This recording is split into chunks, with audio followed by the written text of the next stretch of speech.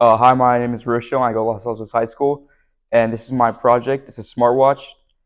I chose this project because I'm generally an active person, and it's something that I thought would be cool to have because I can have like my time and it can also track activity data.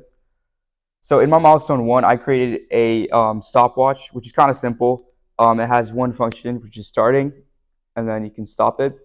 So that was like my brief milestone one. And then for milestone two, I added a couple of new functionalities. So for example, a multi-screen function, which can like switch in between three different screens with the click of the button. And then I also added like the home screen, which takes like real world data from a website called us.ntp.pool, which takes like US data and they can customize it with the time zone to have different time zones.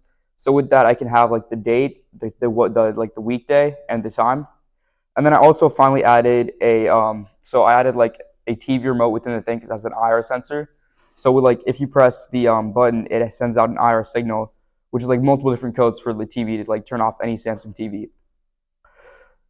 So obviously you can't really see the infrared light. So I tested this using an Arduino like contraption I built. So for some challenges I encountered was one for the multi-screen functionality. I encountered the fact that the stopwatch like is within a while loop. So when you're in the while loop, you can't really break out of the stopwatch unless you like with the button press because it's outside the while loop. So I implemented the button press within the while loop, so it checks for a button press each time. I also encountered an issue with like getting real world data. So I found the API, which actually helped me a lot. And then finally, I was unable to test like the infrared light, so I just built the Arduino contraption.